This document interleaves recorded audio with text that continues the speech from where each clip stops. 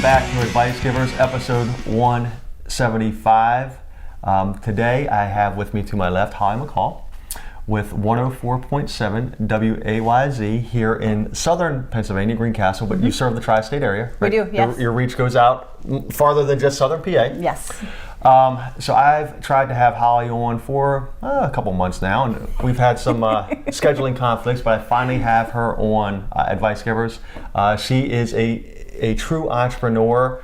She's evolved over the years. She's kind of like that moth, that caterpillar that turns into a butterfly. I think she's finally spreading her wings now, right? I like that. Thank you. You like that? Yeah. Thank Hopefully you. you're finding your kind of niche here. I think I am. So, Holly, for our listeners, viewers that don't listen to WAYZ, and or they might have just heard you or drive time radio because you're in the afternoons, right? Right.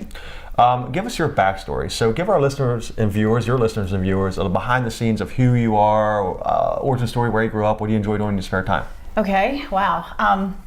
I grew up in Carroll County, in Westminster. We had a Silver Run address, and I'm sorry.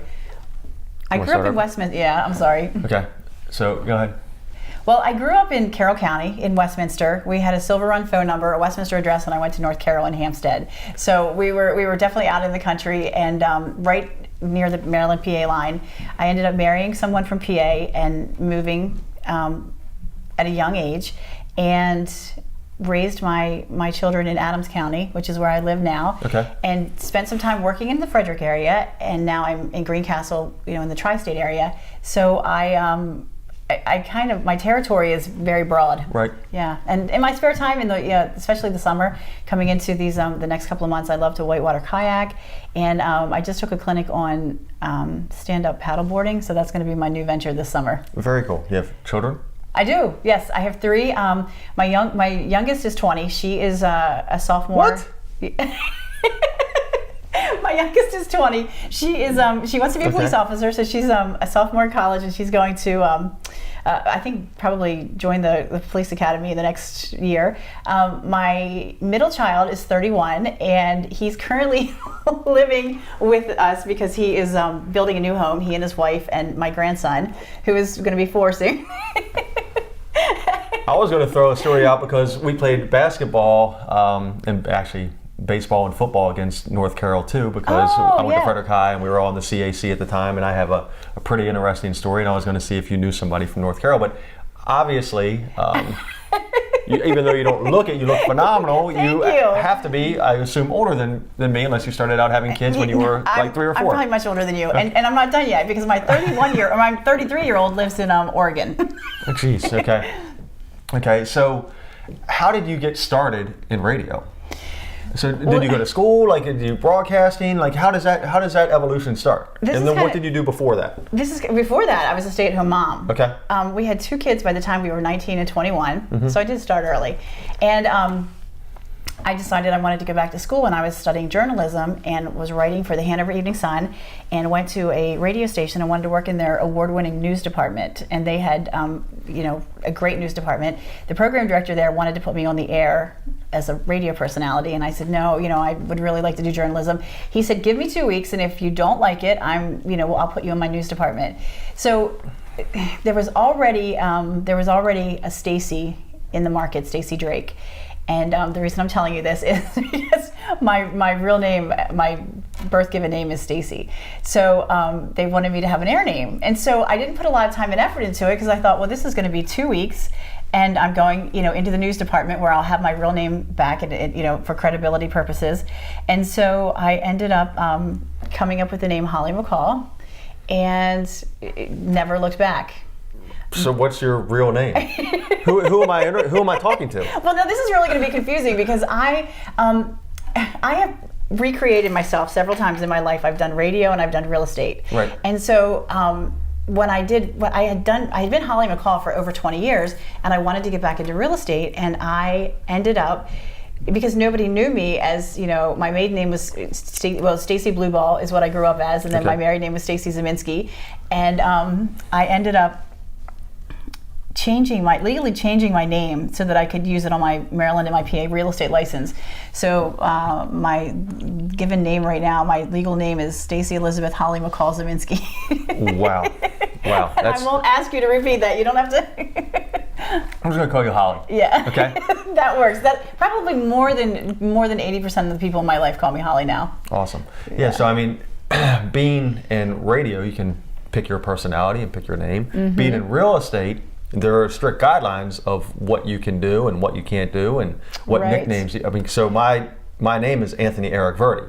Okay. Okay. But I had to register you have to have a registered nickname. Yep. So in real estate, I'm known as Eric Verdi because that's what I've always been. Exactly. I'd imagine changing an entire name is a little bit different. So that's very interesting. My social media from the time I started out had always been Holly McCall. So when I went back into real estate, I didn't want to change the name to Stacy Zeminski and have these people be like, wow, she's been lying to us for all these years, and now I'm supposed to trust her to like list and sell my my house. Right. So yeah, it's kind of strange. Even people that I even went to high school with call me Holly now. It's just I have grown into the name Holly McCall. That's funny.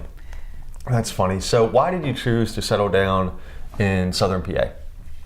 Well, mainly because that's where my husband was raised and went to school. He went to Southwestern and my boys went to an excellent school district and then my daughter came along years later. But it just seemed like a nice place to raise a family. And any in-laws, brothers, sisters, cousins in the area? Yeah, well, yeah, because we moved right across the Maryland PA line, and my family was all still in Carroll County, and I have a brother in Haymarket, Virginia now, and it was just like the perfect place for us, and I've never left, and even though my kids are grown, I still live there, and I still travel an hour to work every day because I love where I live, and Awesome. Awesome. All right, Holly, so the next two questions are more personal level. So what is the last purchase that you splurged on for yourself and or your family? And or your grandkids? Oh, I'm always buying Grayson something. I would have to say we're about to put in an in-ground pool, so that's probably, that would be it right there. Salt water? Yes. Did you go for salt water? Mm-hmm. Awesome. Yeah, I'm excited about this. Awesome. Yeah, me personally, a stand-up paddleboard. That was for me. That was for you? Fun. So I think that leads into our next question. What hobby or interest could you spend hours doing? Oh gosh. Well, I love working out. My alarm goes off Monday, Wednesday, and Friday at 3:50, and I'm at the gym by 4:30, and then I work out Tuesday and Thursday with a personal trainer, and I, like I said, love to whitewater kayak. I got into that probably when I was 35. I took a clinic with a bunch of girls. We were called Water Girls at Play, and I still to this day kayak with the same girls, and still. Where do you kayak? The Potomac mainly. We've gone to where do you start and where do you end? And so I've always got this question. So if you're kayaking or doing a boat or doing something like that, you start at a certain point, but you can't get back to that point. So like, what do you do? Do you go set up a car at the end? Well, you have runners. Okay. And so if you go out of an outfitter, like they take care of you. So they load up all your boats and they drop you off, and then they wait for you at the bottom. And yeah. So typically right around the right below Rockville is a good area to go in, and then. Wow, down that far. Okay. Yeah. Cool. So. Awesome.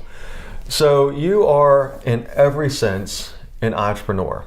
Okay, you have dual businesses, and when we had Pat Haynes on from WFRE, I love Pat, yeah. WFRE in Frederick, I got to learn a little bit insight about your industry, and that you yourself, even though you're at WFRE or WAYZ, that you are your own personality. You're your own brand within that company. Now they have the platform for you, right? Right. They're the platform, but you're still your own brand. Yes. Now you're running dual businesses in being a radio personality and also in real estate.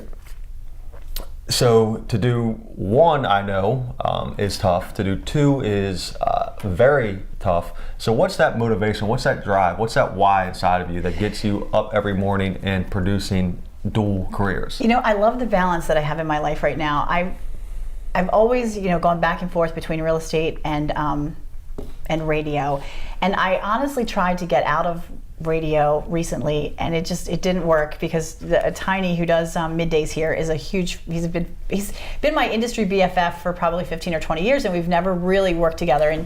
And so when I left radio to pursue real estate, he called me and he said, now we can work together, you're coming to work for the station. And I said, no, Tiny, I really want to do real estate. So he called me back in 6 months, and he said, come on, I want you at the station. So I took a part-time position, Saturday mornings, 8 to noon. And it was only a couple months later then that they called me in and wanted me to go full-time. And I love radio. It's my first love, I would say. However, it's radio is not an industry that is financially, doesn't pay very well. Right. So, real estate was what I wanted to do until I retired. And I don't know how I managed to do this, but doing both, I just have balance, and I love it. And I get up in the morning and I'm excited about my real estate career, and I'm excited about coming in here and working with these guys. This is the best radio family I've ever been part of. So, cool. The hour drive doesn't bother me. I listen to podcasts on my way and on my way home. So, having dual careers, what challenges do you face? Like, when does one stop and one start? And are you always doing? And I know what my follow-up question to your answer was initially. So answer that second if you can.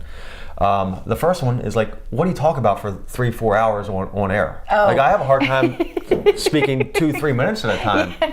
It's funny because my radio persona, it is basically my true life persona is mommies, puppies, and bunnies. That's, my son in Oregon, he said, Mom, you have the perfect platform. You should be talking about GMOs, and you should be talking about, and I said, Trav, like, people don't tune into me for that. They tune into me because they want to hear feel good stories, and they want to, it's all, like, that's the best way I can describe my radio show is mommies, puppies, and bunnies. Okay. Mm-hmm. Okay. And so I'm always pulling, anything. I do a feature at 4:15 called Tell Me Something Good, and it's, just a feel good story. Call in. Actually, it's a story that I read, and then okay. And then we do a question of the day too, where I get people to call in. And yesterday we did what's the greatest invention ever. The day before that we did would you use your spouse's toothbrush? So just fun, interactive stuff to pull the listeners in. Awesome. So what advice, if somebody wanted to, I'm not going to go down the real estate route for this question because that's pretty easy to go get licensed and you take classes and then you go affiliate. So everybody could look into how to do that. How, if somebody wanted to become a radio personality or media personality, how would you suggest somebody start out doing that? It's really, the industry has changed so much over the years, which is really sad. There's a lot of voice tracking now, and a lot, it's not what it used to be when I first got into radio.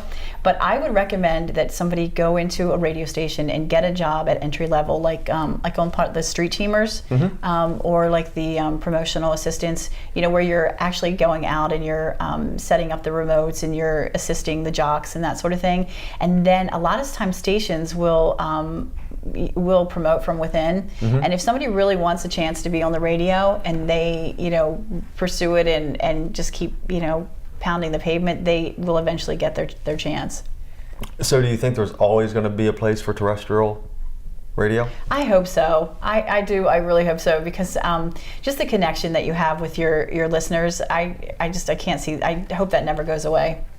Right. Yeah, I know for me, I consume a lot of podcasts, to get insight into something I want to learn about. Mm-hmm. But I will also consume radio as I drive around for up-to-date, current information, knowledge. Now, most of that's sports talk radio. That's another point. But everybody has their own radio personalities that they follow. I have my 3 or 4. Like when Kevin Sheehan at 980 in DC, he and Cooley, they were I would wake up and listen to them in the morning, get caught up on that, and then the radio, every 6 months it seems like it's turning over personalities, and it's kind of tough, right? It's a tough industry. It is a very tough industry, yeah. And I've always been one, I go wherever my heart is happy, and I have the best listeners because they have followed me. In country music especially, like their fans are so loyal to their favorite artists, they're loyal to their favorite radio station, and they are so loyal to their favorite radio personalities. And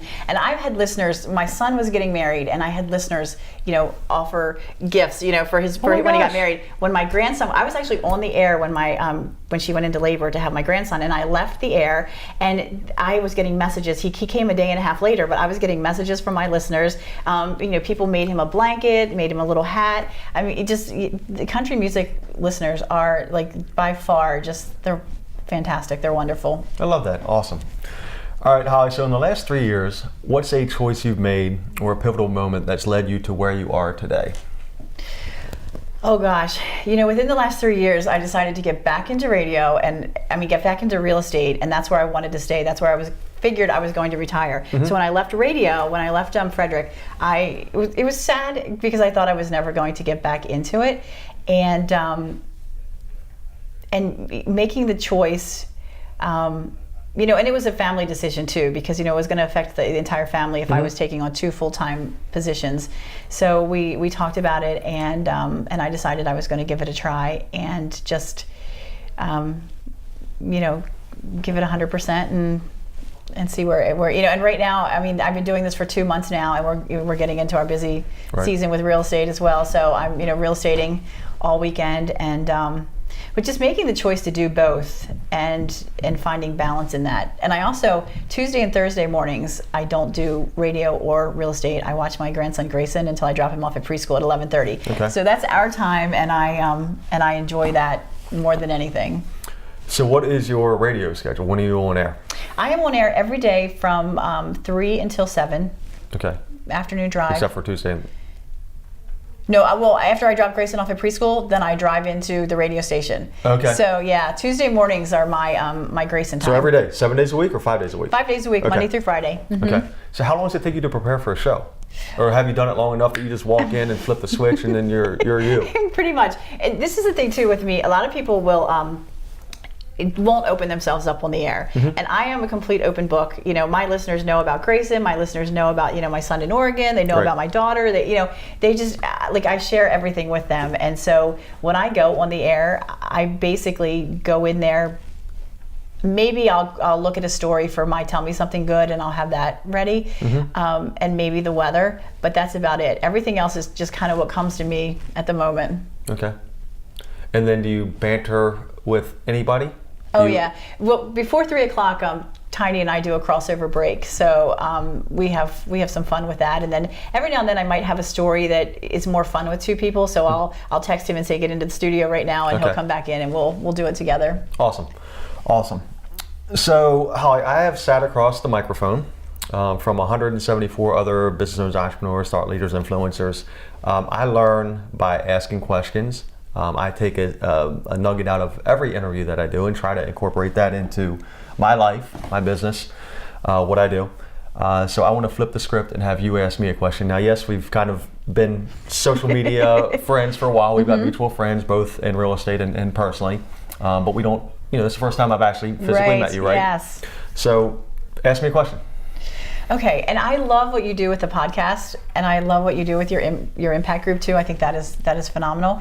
Okay, so out of 170 of these, that's a lot. That's who was your most influential? Who was your most favorite person that you interviewed? So I think that would be doing a disservice to everybody else that I interviewed. But somebody had to really resonate with you. Somebody had to, just strike a chord or. There have been quite a few. Let me think right now, and through my mental Rolodex. Ryan Diner in Frederick at Holistic Health. He was somebody that I learned because I didn't know about holistic health and acupuncture and all that kind of fun stuff. So I get to somebody like that I walked out of the interview and said, I learned a lot this interview. A lot of business owners, we all kind of travel that same path. Danny Farrar. I love Danny. Danny Farrar, he was a great great interview, hearing his backstory, where he grew up, the struggles that he had, and it was shared on that interview. And he's so open too with his heart. I love Danny. You know, coming from a broken family and the issues that he had as a young child, and kind of what he's evolved into, keeping politics out of it, but as a business owner, with Soldier Fit and growing Soldier Fit has been very impressive. And to see where he is now, and his beautiful family. Yeah, and he's got two beautiful daughters. And what he does with the nonprofit. They were actually an Impact Club winner, Platoon 22. Oh, that's awesome. Yeah. They was $25,000. So I was going to say, because when you first started out, the Impact Club wasn't big, and it has grown. Yeah, so every quarter we're right between $27,000, $28,000, $29,000 in Frederick. Wow. We host it February, May, August, November. We have a live event, and we bring in at random, and I can explain all that at a different time. We bring at random 3 local nonprofits to share their story. They get 5 minutes in a microphone, and they get to basically pour their heart and soul into what they do, who they help. And at the end of those 15 minutes, 5 minutes each, our members vote, and it's pretty cool. 100% of $100 a member. So a member commits to $100 a quarter. 100% of your $100 goes to that nonprofit, to that winning nonprofit. So what inspired you to do that? So a buddy of mine, Ryan Fletcher, is the founder of Impact Club. So there's 12 chapters now of Impact Club throughout the U.S., Canada, and one's in New Zealand. Just as a way to, like, grassroots, to give back. What we say is the Impact Club is the strongest community in every community, because it's really, especially locally here, we are fortunately the largest chapter of the Impact Club of the ones, and Frederick and Southern PA, and we have members that drive down from PA and drive up from Montgomery County. Their willingness to give back to a greater good is so cool. And really cool thing about our members is most of them, they do volunteer, at the local nonprofits. They do help out, they do give back, but they still support the Impact Club because they know that their $100 or their hour of time, it goes a long way. And everybody needs that hour of time at the soup kitchen or at Blessings in the Backpack and giving back. But when they combine it with other like-minded people, that $27,000 donation has a massive impact in that. Well, and I have to say, before we became friends on social media, before we had any interaction, like in the real estate world, I had heard of you, through the Impact Club, and I just thought that is just such a super thing, and that guy has got to be freaking awesome. Well, I don't know about that, but thank you. Thank you, I appreciate it. So yeah, there have been so many, so I get to learn, but a couple of those stand out to me as people that have kind of given me more to think about. So when I walk out of an interview, that's when I know, man, I've really learned something that time. Really had a mindset or a breakthrough. You have your stone here, right? Yes. You have your stone. So I interviewed Sarah Martucci. Do you know Sarah? Mm-hmm. Do you know Sarah? You do? Mm-hmm. Okay, so she moved out west and just had a baby herself. Yes. But she's a medium, and I went to her to see if I could connect with some very close loved ones that we lost, and she was eye-opening too. That was before we did the video, before I had Rock back here doing the video, but that was an awesome interview too, and I learned so much. And people think mediums, and you obviously believe in something like this, right? Yeah. So tell us about this stone. Okay, so I'm a firm believer. I believe that the universe is made up of cords of energy, and people vibrate to different frequencies. And people will say to me, you have really great energy, and I say, yeah, I know I do, because I vibrate to a higher level. Right. And so these stones, they come from our Mother Earth, and I just think they have healing powers. And right now the amethyst is calming. It's supposed to help calm you and bring you serenity and zen. And so that's why I was a little nervous today. So I thought, well, if I bring my amethyst stone and I hold it during the interview, I should be fine. So you're doing okay with it? Is it giving you positive? It is. And you, Eric, too, have been wonderful. Awesome. So how well do you know Sarah? Did you ever go to her? No. I have been, and I'm a believer, and I know her work. So, okay. Yeah, I have had friends who have gone to her. Okay, yeah. Awesome. Yeah, she's a phenomenal person. I really like her. So back to the interview. We have 2 final questions. So what failure or loss, and this can be professionally, this can be personally, this can be any direction that you want to go here. What failure or loss has helped mold the person that you are? You know, I don't really look at it as a failure or a loss. Some people may have looked at it as a failure, but having 2 children, we had 2 children by the time we were 19 and 21. So, you know, being a teenage mom, my oldest son is practically like my sibling because I was 17 when I had him. Right. So I think, you know, starting out, like I was, you know, against the odds. And so it was a struggle, you know, and I was a stay-at-home mom for a while, and it was challenging, and you know, but I knew that I always wanted to, I wanted to do more with my life, and I wanted to make a difference, and I wanted to excel and be successful, and I think they helped me along the way, you know, raising 2 kids at that age. And so it really wasn't like a failure, like I said, but it's definitely having children at a young age has helped mold me. Right. Mm-hmm. And Holly, where do you see yourself in 3 years and then in 10 years? In 3 years, I'm definitely still going to be here, and I'm still going to be doing afternoons at WAYZ, and hopefully, you know, still killing it in the real estate world as well. You know, I don't want to give either one up now, and now that I'm finally, you know, have balance and I'm doing both of them. In 10 years, I am hoping to be closer to retirement, and hopefully slowing down a little bit, you know, not having such crazy long days, and yeah. Awesome. So for our listeners, viewers, and your listeners and viewers, I'm sure we'll cross-promote this somehow. How would our listeners, viewers, one, get a hold of you, listen to you? Do you record and re-record? Do you guys release podcasts? Because I know, like with the 980 that I listen to for Sports Talk, like they'll record the first hour and then release that on a podcast. So how would our listeners, viewers get a hold of you?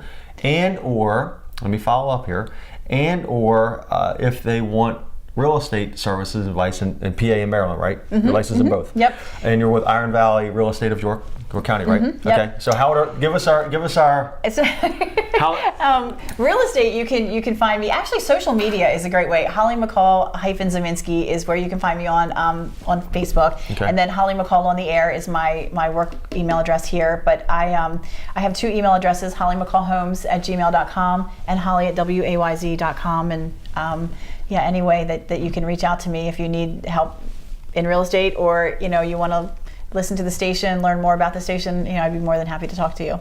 Awesome. And if they wanted to advertise on the station, I'm sure, I know that's a big component in terrestrial radio is advertising. How would somebody advertise at WAYZ? Blake, our GM, would love if you advertise with our station. And somebody actually, we have a text line in there. Somebody just texted me the other day and said, how can I get information? But if you can contact anybody at the station, and they will put you in contact with a salesperson, and our sales team is fantastic. Awesome, because I know a lot of our listeners and viewers are entrepreneurs and business owners themselves. So if we can get some people to advertise with you, that would be great. Radio advertising is fantastic. Absolutely. Absolutely. So listeners, viewers, I hope you enjoyed episode 175 with Holly McCall, 104.7 WAYZ, not WAYZ as I initially said, WAYZ. And check her out on air afternoon. Mm-hmm. Right? Yep, 3 to 7. Awesome. So thank you for joining us today, and we are out.